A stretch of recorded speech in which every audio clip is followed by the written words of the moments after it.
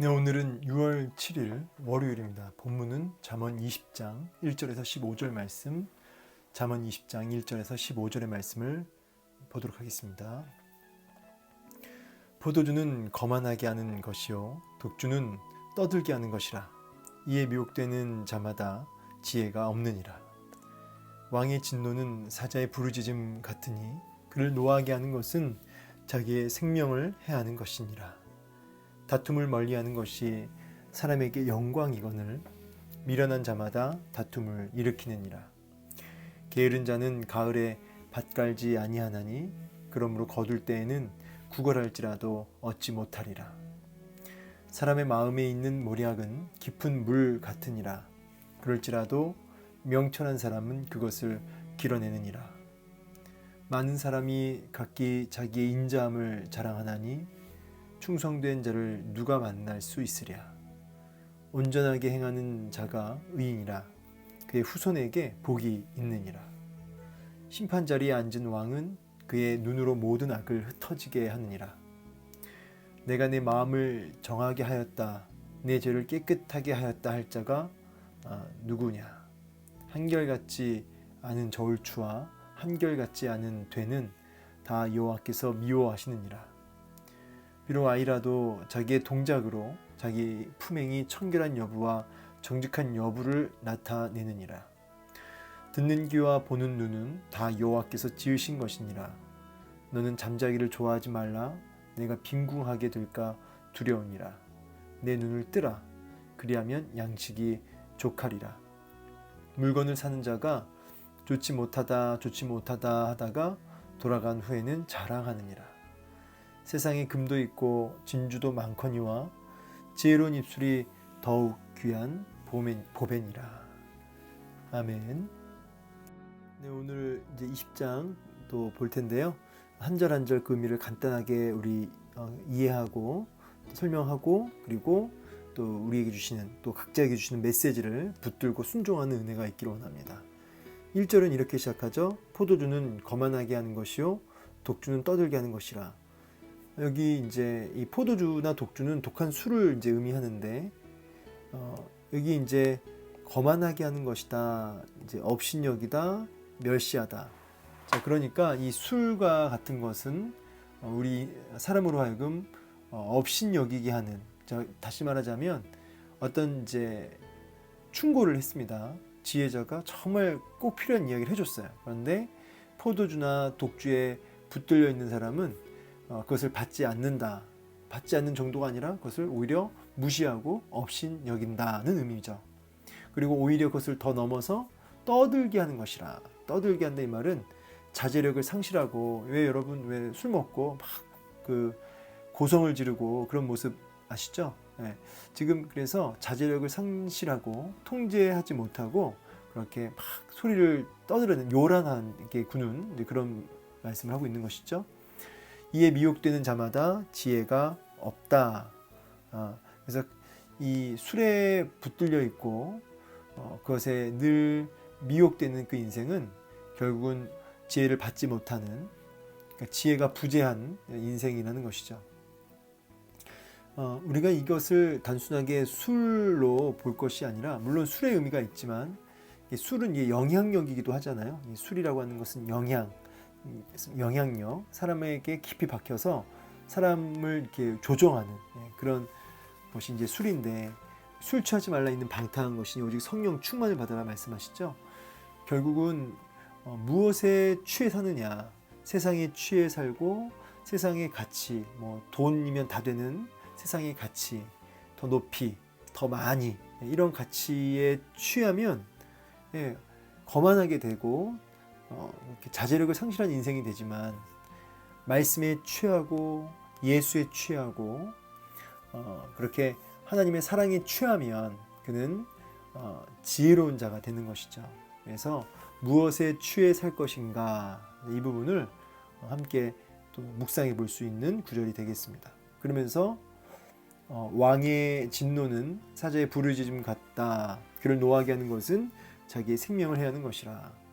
그러면서 이 미혹되지 말아라. 이 술에, 세상의 영향력에 붙들려서 거기에 취해 살지 말아라. 이렇게 말씀하시면서 왕의 진노로 넘어가요. 권력을 가진 왕, 그가 분노하면 사자와 같고, 그래서 그가 노하면 이제 노하게 하는 자는 어떻게 되죠? 예, 죽는 거죠. 왕 앞에 이제 떨 수밖에 없는 거죠. 이 말씀은 이제 어리석음에서 또 술 취함에서 떠나라, 안 그러면 죽는다라고 하는 약간의 그 강한 메시지라고 할 수 있는데요. 이거를 좀 더 확장해서 묵상하면 진정한 왕은 우리 하나님이시죠. 하나님의 진노는 여러분 참으로 두렵습니다. 우리가 이 신앙생활 하면서 두려우신 하나님에 대한 개념이 너무 약하다는 생각을 합니다. 오늘 2절은 하나님의 진노, 진정한 왕의 그 진노의 손, 그것을 두려워할 줄 알고 하나님의 그 진노 앞에 우리가 두려움으로 어떻게 하라고 하는 거냐면 이 죄에서 떠나라, 세상에 취해 살지 말아라 라는 메시지로 우리에게 경고하고 계시는 것이죠. 여러분, 하나님을 향한 두려움이 있으면 우리가 삶 속에서 절제하게 되고요, 통제하게 되고요, 우리가 세상에 중독되는 일에 있어서 우리가 멀어지게 됩니다. 하나님을 향한 두려움이 없기 때문에 반대로 우리가 절제하지 못하고 자기 소견에 오른 대로 살아가는 것이죠. 하나님을 향한 공포적 두려움은 아니라 하나님을 지극히 사랑하는 마음에서 나오는 그런 두려움으로 이해하시면 좋겠습니다. 그러면서 3절에 다툼을 멀리하는 것이 사람에게 영광인데 미련한 자마다 다툼을 일으킨다. 일으킨다라는 단어는 드러내다.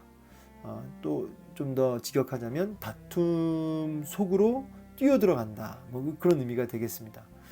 이렇게 하나님을 두려워하지 않는, 그래서 세상에 취하고 술에 취하여 자기 소견과 자기 고집과 자기 생각에 붙들려 사는 그 사람은 다툼을 이렇게 일으키는 사람이고, 그것을 다툼을 드러내는 사람일 뿐만 아니라 다툼이 없으면 아예 다툼이 있는 곳으로 뛰어 들어가서 다툼 속에 사는 자라 이 말이죠.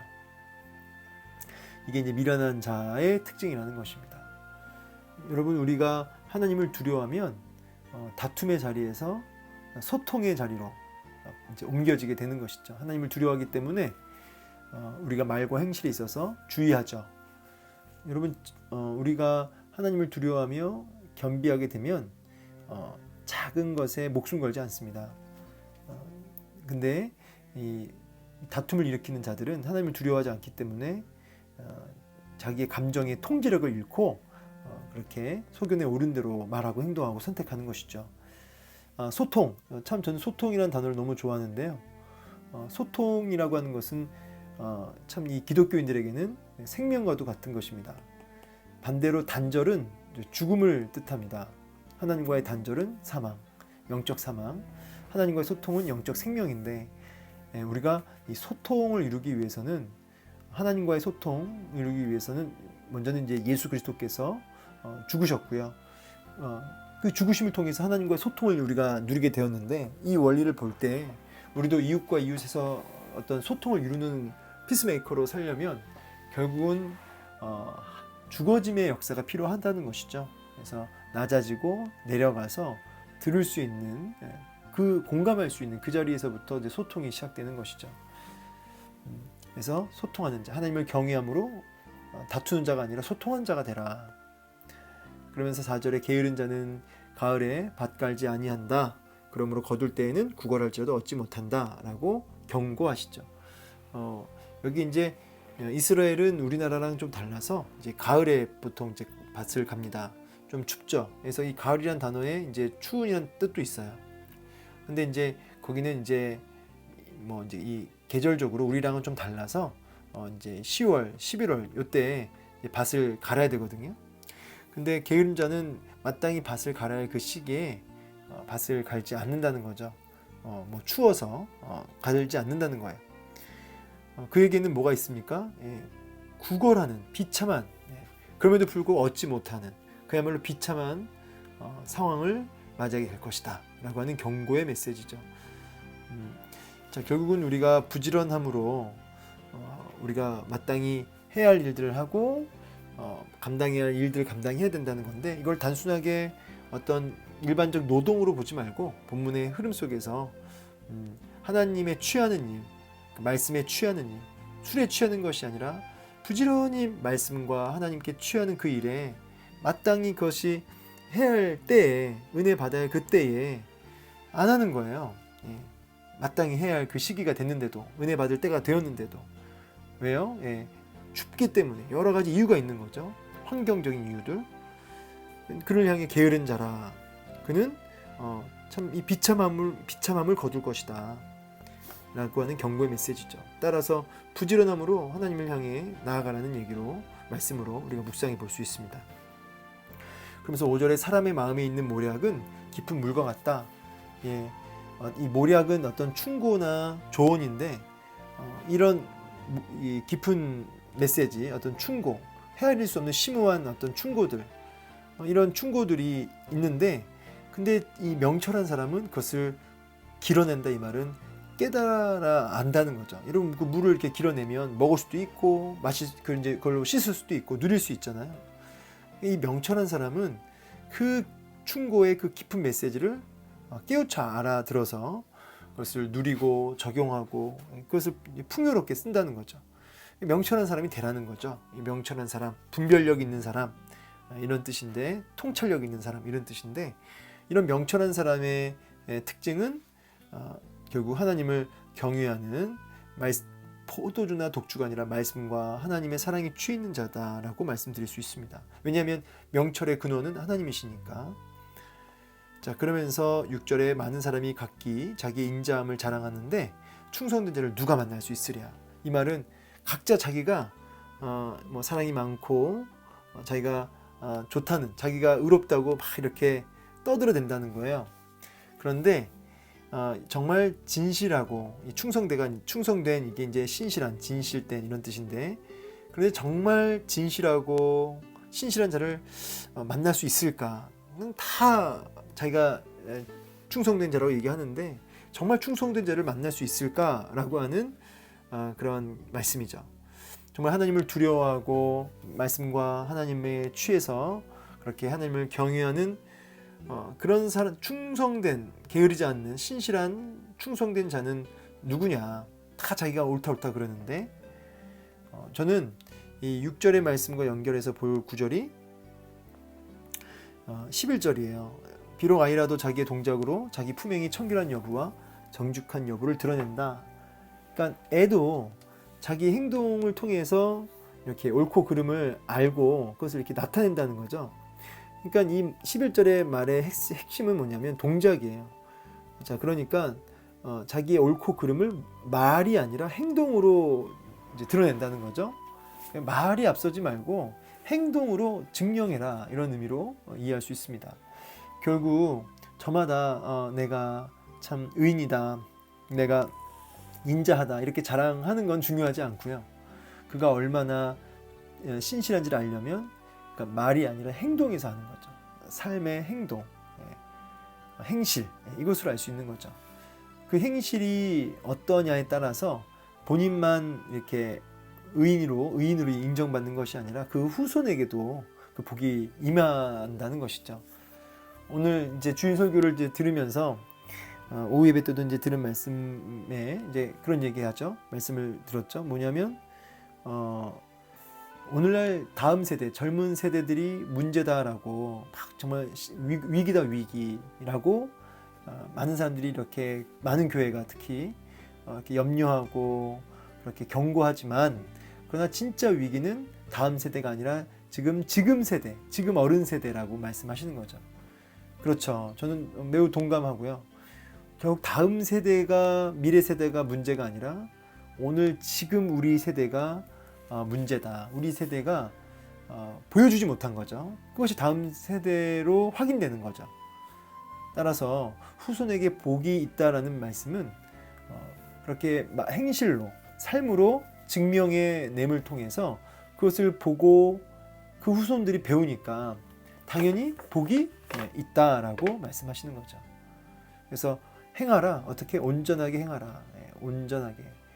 이 온전하게 행하라라는 말 안에는 여러 가지 유혹이 있고 여러 가지 공격이 있고 여러 가지 시련이 있지만, 또 세상에 여러 가지 그 유혹들이 있지만, 거기에 타협하지 말고 하나님의 말씀을 기준 삼고 그 말씀 앞에 몸부림치는 삶을 살아라. 순복하는 삶을 살아라. 그것을 온전하게 행하는 자라 이렇게 이해할 수 있겠습니다. 그러면서 8절에 심판 자리에 앉은 왕은 그의 눈으로 모든 악을 흩어지게 한다. 알곡과 가라지를 구별케 한다. 여러분 진정한 심판자는 우리 하나님이시고 이 심판이라는 단어를 보면 이제 나중에 백보자 심판 우리 생각해 볼 수 있죠. 그 심판대 앞에서 모든 것을 다 낱낱이 드러내실 그 하나님, 그 하나님 앞에 두려움을 가지고 경외함을 가지고 오늘 너의 행실을 고쳐라, 온전케 해라 라고 말씀하고 계시는 거죠. 그래서 9절에 내가 내 마음을 정하게 하였다. 내 죄를 깨끗하게 할 자 누구냐. 이 말은 사실 의인 없나니 하나도 없다 이런 말씀하고 연결되죠. 사람들이 너무 연약하고 사람들이 다 그 죄성이 있어서 온전한 사람이 없다는 거죠. 내 마음이 정하게 됐다. 난 죄가 없다 이렇게 말할 사람이 없다는 거예요. 한결같게 여기 10절은 좀 다른 말씀이니까 다 이렇게 연약함과 어떤 부족함이 있다는 거죠. 죄성이 인해서. 근데 제가 로마서 8장 1절 말씀을 풋노트 달았는데 기회가 되면 로마서 7장 이제 하반절부터 마지막 절부터 로마서 8장 1절 넘어가시면 좋을 것 같아요. 오호라 나는 공고한 사람이로다. 이 사망의 몸에서 누가 나를 건져내랴 하면서 로마서 7장 마지막에 막 탄식합니다. 왜냐하면 자기의 이 변함없는 이 죄성들, 소망 없는 내 모습들. 그런데 로마서 8장 1절로 넘어가면서 그리스도 예수 안에 있는 자에게는 결코 정죄함이 없나니 이는 그리스도 예수 안에 있는 생명의 성령의 법이 죄와 사망의 법에서 너를 해방했다. 그래서 결국 예수 그리스도 안에서만 우리가 온전케 되어지고 의롭다 칭함을 입게 되는 것이죠. 그래서 예수 그리스도를 더 의지케 하고 더 경외케 하는 말씀입니다. 그러면서 이제 10절에 이제 구체적으로 우리의 행실에 있어서 도전을 주시는데 한결같지 않은 절주, 한결같지 않은 되는 다 여호와께서 미워하신다. 그러니까 속이지 말아라. 장사할 때 쓰는 단어들 있잖아요.